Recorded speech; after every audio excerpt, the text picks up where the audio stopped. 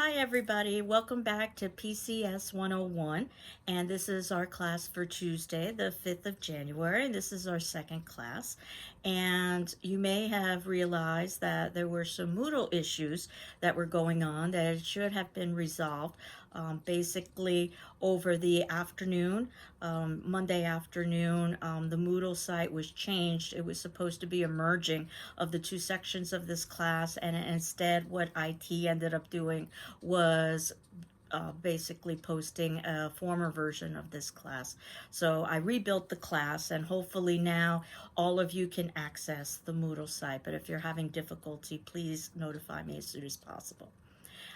In terms of what we did last class, the review of the syllabus basically gave us a sense of what we will be doing over the course of the semester. There was a section about plagiarism that I didn't get to. And basically, plagiarism is taking somebody else's language or taking somebody else's ideas and not giving them credit for the source. And it's a pretty serious academic offense. And one of the things we'll be talking about is how to make sure that we aren't plagiarizing and we are giving appropriate credit when we are using outside sources in our speeches. And you've probably done something very similar in your English classes, and I know that the process can be very detailed. And that said, one of the pieces of good news for this particular class is that the process isn't anywhere nearly as detailed in public speaking in terms of being able to give the information from where a source has appeared. Basically, you just need to notify your audience that you're using something that is not yours and be prepared to answer any questions that an audience member might have about where to find that source. That won't be applicable to us until we get to the ending of the semester, where we are working on speech 3, which is our persuasive speech, because you won't need to use outside resources prior to that. But I just wanted to mention that section about plagiarism, which I talk about in all of my classes. And as you know, we have 3 graded speeches over the course of the semester, and the first one is a 5-minute autobiographical speech, and that's scheduled for Monday the 11th, so that you would have at least a few days and a weekend to be able to put together information about that speech. And we'll be talking about that speech as well as the other 2 speeches that follow, the 10-minute informative speech and the 15-minute persuasive speech, over the next several classes. But basically, your first speech on Monday is asking you to tell the audience something about you and your life, whether you decide to give a life overview, which means that you need to make decisions about what you want to share in terms of your life, or whether it be some sort of a hobby. Or I always suggest that if you're not quite sure about what to talk about, you could perhaps talk about education, an educational goal, for instance, or your educational history, or even why you're taking an intercession class at GCC. But as I indicated, we'll talk more about that. What I'm more interested in is your preferred mode of speech delivery.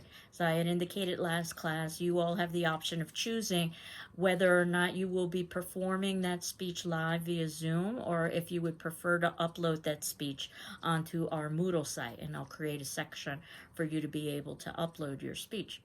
So if you think that you would like to deliver your speech live via Zoom, please email me.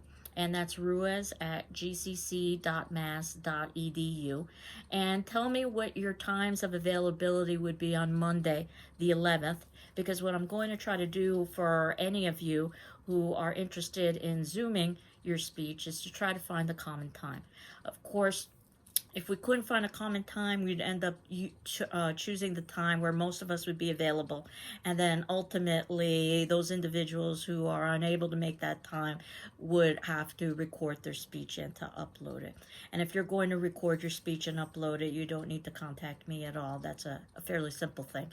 But what I'm trying to do is to determine a common time. So if you think you want to deliver your speech via Zoom on that Monday, please contact me and let me know what your hours of availability are.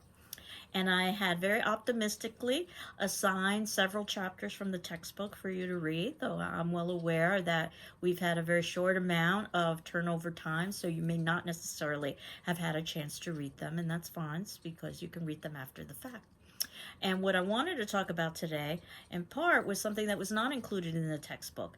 And it's something called Toastmasters, which happens to be an international organization that helps members improve their public speaking skills. And you can see in the class notes that I've posted below the video, and those notes are basically a summary of the main points of the videos that I'm posting. There is a Toastmasters website that you could access if you are interested in learning more about them. They have local chapters, and that said, they also come out with a video that reviews some of the elements of putting together a successful speech. And the video is entitled Writing and Delivering Great Speeches. And I was able to find that link online. And as you can see in the notes below, that link is included. So I would like you to watch that. It's approximately a half hour long or so, and that's what I would have been showing you in class. So this would be a good time to stop the video and to watch the Toastmasters link below, and then you can come back to this particular video at minute 6. Hi, welcome back. And I suspect you have already watched the Toastmasters video. And one of the things that I wanted to do is just to reiterate some of the main points from that particular video. The idea of the different kinds of speeches that one could deliver, whether they be informative speeches, a speech that you yourself will be delivering, and the importance of being clear and concise, or whether it's a persuasive speech, another speech that you yourself will be delivering, where you need to motivate an audience and utilize emotional techniques to invest them. And there could be the speech that's based on entertaining, which was very successful with usages of stories and humor. But I think these divisions are rather artificial, because I think that all speeches utilize elements of all of the above. And while you aren't specifically assigned to deliver an entertaining speech, you are assigned to deliver an autobiographical speech, which at least I find to be entertaining. It's always very interesting to me to find out about my classmates, or to find out about my students, and I'm hoping that it's interesting for you to find out about your classmates. So that said, I think there's an informative element to the autobiographical speech, because you are giving us information about your life. And I think there's a persuasive element too, in that you're trying to convince us that something that you are sharing with us about your life is important. And likewise, in the informative speech, while you're trying to teach us something, I think there are elements of entertainment, that you can use stories and humor to engage us, and elements of persuasion, and that you're trying to convince us that whatever information you're sharing with us has a certain level of importance to it. And lastly, that persuasive speech, where you're trying to convince us of something, again, I believe has entertaining elements within it, and you can use stories and humor, and also must have information, because the facts that you share with us will help to convince us of the beliefs that you want us to support or not support, whatever the case may happen to be. The video also emphasized practicing, and I can't emphasize that enough. So much so that, as you know, on the days in which we have quizzes scheduled, I am also scheduling some practice times where I'm going to be asking you to contact me, whether it be via email or telephone or Zoom. We can work on the arrangements for our first practice session for this Friday over the next couple of classes, just so that I can touch base with you. And give you some ideas and suggestions on how to proceed. You'll also remember that I've got an optional chat that will be on Tuesdays, so that happens to be the date of this particular video, from 1 to 1:30. And I've also got an optional Zoom on Thursdays, and that's also from 1 to 1:30. And that's another way that we can communicate with one another. But I would like to touch base with all of you about your first speech, and eventually your second and your third speech as well, and see if there was anything I could do to assist. And the Toastmasters video talked about the importance of the preparation, thinking about the logistics, the location, the audience, the objective, any kind of research that you might need to do, and then the actual writing or constructing of the speech. Where the writing is very similar to the construction of an academic paper that you might do in an English 101 class, where you've got an introduction, and then a body or a discussion section, and then a conclusion. And in your introduction, that's usually where you give your thesis or your main point. It's also where you greet your audience. And you want to greet your audience to give them the cue that you're about to begin with your particular speech so that they can pay attention. Then the discussion section is where you've got your evidence and your details. That's the meat of the speech, so to speak. And then finally, the conclusion of the speech. This is where you give your closure of arguments and a farewell to the audience, the cue to them that you are concluding. That's the writing piece. The presentation piece is one that we will talk about in greater depth over the next several classes, that we want to try to be as conversational as possible. In other words, we're going to be using a speaking outline of main points and supporting details in order to be able to guide us with what points we want to discuss, but that ultimately, as the video talked about, you want to fill in those points with unscripted material, with spontaneous material, so that you're able to connect with your audience and have a certain level of conversationality with your audience. And those elements include things like eye contact and body language and vocal inflections and pauses, and those we'll all talk about as well over the course of the semester. And the importance of anticipating what an audience question might be, because ultimately you as a speaker have to deal with questions in much the same way a teacher has to deal with questions. You can't necessarily know what the question would be, but you can prepare yourself as much as possible. And that said, I had assigned 3 chapters. These happen to be the first 3 chapters in the textbook to try to prepare us for that first speech and for the following speeches. And chapter 1 is entitled Speech in Higher Education. And that chapter basically reviews some of the reasons why public speaking and communication courses are oftentimes requirements in college. And the idea is that there is an intellectual imperative, which is a fancy way of saying that basically as a well-educated person, you should have knowledge of a lot of different subjects. In other words, you should be well-rounded. You should know something about science and math and history and literature and also rhetoric and public speaking. So what you can also see is that the textbook is providing us with some jargon or some vocabulary that's specific to the field of communications. So intellectual imperative is something that you might have known intuitively, but you didn't necessarily have language for it. And eventually, on Friday, there will be a quiz. It will be open book, open note. And basically, that quiz will ask you information from these videos and also from the textbook. So a question might be, what is the intellectual imperative? Again, I'm hoping that we can become familiar with some of the language of the discipline of communications. There's also a social imperative associated with communications, that we are all social beings and we all interact with each other socially, and that human interaction requires the ability to be able to speak to an individual and to groups of individuals.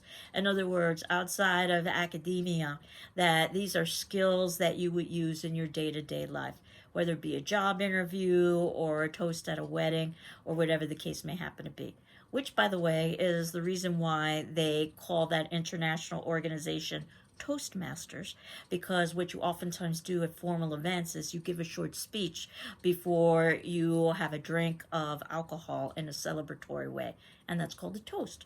So in other words, in order to become a master of toasting, you need to be able to develop your public speaking skills.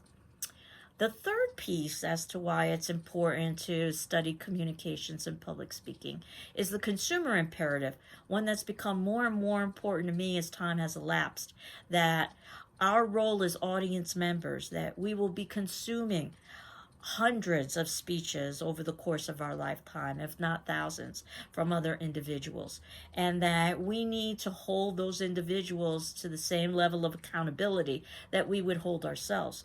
And I've oftentimes said this is not a particularly easy class to teach, because while we talk about the criteria of what it is we should do when we are delivering a speech, in other words, being honest, making sure that we are using facts, making sure that we are organized and prepared, and there are academic consequences if we don't do that. And then we go home and we might perhaps watch a speech on television or listen to a speech on the radio and find someone doing the exact opposite. And that individual is actually rewarded with power and with money and prestige. We've probably witnessed this in the political realm. And certainly, I would suggest that you should hold those individuals accountable and demand that they have to keep to the same level of integrity that you have to keep when you are in a public speaking class or when you are delivering a speech publicly. And public speaking is a circular process. Most people focus on the idea that they are the speaker and they're giving a message. But as I had indicated last class, there is an audience, and the audience consumes that message, and the audience gives feedback, sometimes obvious, sometimes not so obvious. They might perhaps raise their hand and ask a question, or they might perhaps shift in their seats. But whatever the feedback is, hopefully the speaker is conscious enough to be able to adapt within reason, of course, to the audience's response. You can't completely restructure a speech, but certainly you can read cues and you can take cues from the audience and make decisions about how to proceed. So if you're telling a joke that's going particularly well, perhaps you might want to elaborate a little bit more on that joke based on your audience's reaction, or the exact opposite, depending on what might happen. And that's what I mean about adapting to your audience within reason. The audience will give that feedback, and hopefully you can adjust. And more important than anything else is the idea of being ethical and credible, having ethos, which is another piece of jargon or vocabulary that we are given in that first chapter. And it sounds like the word ethical. It's Greek for ethics and credibility. And again, the difficulty is that we oftentimes are exposed to speeches that do not have ethos or credibility. And again, I encourage you to hold those individuals accountable to the same level that you yourself would be held accountable. And those are probably the main pieces that I wanted to talk about in Chapter 1. Chapter 2 is about getting started, which is exactly what you are doing. You are getting started thinking about your first speech, though you can tuck away in the back of your mind speech 2 and 3. We are in intersession, so the semester goes rather quickly, where you have to first select and narrow the topic. Where you are with the autobiographical speeches, that you know it will be about you, though you're not necessarily sure at this point what specifically you're planning on sharing about yourself. You need to determine the purpose and why are you delivering this speech. And for you, it might be very obvious that you want to satisfy a particular requirement so that you can graduate successfully and then you can begin your career. The purpose from my perspective is twofold. The first is so that we can get to know each other a little bit better, which I began with the last class's discussion forum question, asking you to introduce yourself to your classmates. And then secondly, and more importantly, was to give you practice utilizing some of the skills the textbook talks about in terms of being able to put together a speech. And I know that some people are a bit shy talking about themselves, and I always suggest that those individuals might want to talk about education in one way or another in relation to themselves, because it's something that we all share. But one thing is certain, you know the content of this speech better than anybody, because this speech is about you. And that's very deliberate. I wanted you to speak about something you know very, very well. And I would be hard-pressed to think that there's something that you know better than yourself. So that you don't have to worry about gathering information. You don't necessarily have to worry about remembering information. What you do have to do is to remember some of the elements that we will be discussing over the course of the semester for presenting speeches, and utilizing that with content that you know well, which happens to be your life history. Analyze the audience and the occasion, and you already know your audience, as I had indicated, that we are all in one way or another affiliated with GCC and Public Speaking 101 in an intersession. And in terms of the occasion, it's basically a classroom situation, and this is where I like to tell a story. I'm very fond of saying you can't make this stuff up, and the you can't make this stuff up school of learning is sometimes much more powerful than the learning that occurs with, let's say, your traditional textbook. This story actually occurred to a colleague of mine at another academic institution, I won't say which, and she was a public speaking teacher, and she basically was listening to a speech from one of her students. It was a very philosophical speech about the importance of being true to oneself. And as this student began and continued to deliver the speech, he began to remove articles of clothing. And first, there were rather innocuous pieces of clothing like jackets, and eventually it ended up on the unbuckling of a belt. And as he began to unbutton his pants, she stopped him right there and said, "What exactly is happening?" And his response was that his speech was about being true to yourself, and he wanted to share his true self with all of them. And she stopped him right there and said that that was more than enough in terms of his sharing his true self. So, true story. It looks like he intended to disrobe.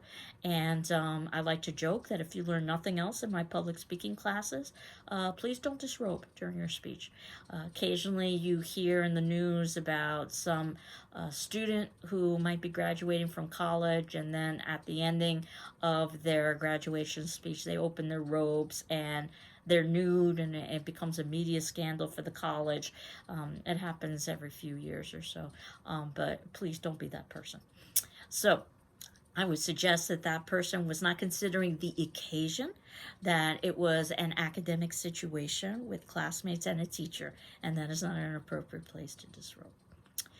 Gathering material, which is the next piece of getting started. And certainly, if you wanted to interview family and friends about your life history for your autobiographical speech, or if you wanted to do some genealogical research and look up some records, you could do that, but it's not required for the first speech, and certainly not expected. The idea is that you wouldn't need to gather information and material, though you may need to for the informative speech, and you definitely will need to for the persuasive. So we will talk about that. And then making a speaking outline, and in fact there's an entire chapter that's devoted to that and different ways you could go about doing that. And basically the best way of doing it is just to write out keywords and phrases. I know the textbook is going to be presenting you with lots of examples of outlines for speeches, and in my opinion those outlines are much too detailed to be useful to you as a speaker. They're useful to you as the reader of the textbook, because if you were to read the outline you would get the speech in its entirety. But the speaking outline is different than the kind of outline you might write for a paper. Less is more in this particular instance, but we'll talk about that further. And then finally, practicing out loud. And I like the way that the textbook, practicing out loud and then finally delivering the speech. And I like the way that the textbook sort of organizes this in a visual as a kind of staircase. And we're at the bottom of the staircase and we are moving our way up to actually the presentation. So those were the main points of chapter 2. And then finally, chapter 3 that I had asked you to review was about critical listening. In other words, our role as audience members. And it's one of the ways that we'll learn as well how to deliver speeches, because not only will we be delivering our own speech, but we will be listening to the speeches of others as well. So we could utilize some of those techniques as well. And the chapter talks about the difference between hearing, which is merely processing sound, which is what most people can do if they aren't deaf or hard of hearing, as opposed to listening, which is actually paying attention and being invested in what's being said. And that's what we want to do as audience members. We want to do more than just hear, we want to listen. There are all kinds of barriers to paying attention. And again, you might be familiar with the concepts, but not necessarily with the labels. There's something called an internal perceptual field that you might know better as daydreaming. In other words, your mind begins to wander. And it's very common because our minds work more quickly than we and others can speak. So it's very common for one idea to lead to the next, to lead to the next, and then we've lost a piece of what's happened. We call that internal perceptual field, internal being inside, perceptual being what are you perceiving, or in other words, what are you absorbing. And the other is the external perceptual field, and that happens to be the environment, things that can distract you from listening, things like temperature and lighting and noise. And sometimes you can control your external perceptual field, and sometimes you can't. So on campus, for instance, you might have noticed that many instructors are opening and closing classroom doors.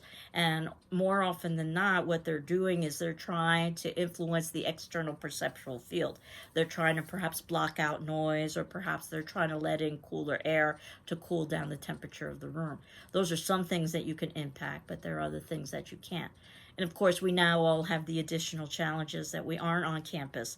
So anything can happen. For instance, my telephone could ring right now, and since I've already invested this much time in putting together this video, I would probably just let it ring and apologize to you for the distraction in the background. So let's hope I can finish this video. I'm close to it before there are any telephones ringing, and I haven't done anything to bring some bad luck upon myself.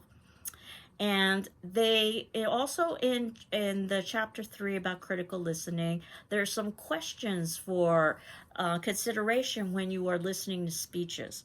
There are also very similar sorts of things to consider in the speech rating handout that I had included in our syllabus and documents section that's above in our Moodle site, that we'll be talking about more in depth next class as well. So those are basically the major pieces of the first 3 chapters, though I wanted to talk a little bit more about questions for listening for speeches, which we'll do. And next class, we'll also talk about chapter 7, the organizing and the outlining of speeches, chapter 8, the beginnings and endings of speeches, and chapter 9, the wordings of speeches. So today's attendance question for today's attendance forum is going to be due on Wednesday, which is the 6th at 9 a.m. And it's about something that was discussed in the Toastmasters video that I did not review with you. One of the points made in the Toastmasters video was about nervousness. So I thought we may as well just deal with the elephant in the room and talk about that. So your attendance question today for the discussion forum is, what suggestions do you have to control nervousness? And while certainly the textbook gives some suggestions and you're free to share those, there is no bullet, no magic bullet on how to go about doing this. So you might have your own ideas and suggestions, because chances are that you've had to deal with nervousness in the past. And I'm hopeful that as you discuss this and your classmates discuss this, you'll be able to come up with some useful techniques in order to control nerves. So that's pretty much it for today's class. I hope you are well. I am well, and we will continue on next class. And do remember to send me an email if you think you want to present your first speech via Zoom, so that we can determine a common time. Take care. Bye-bye.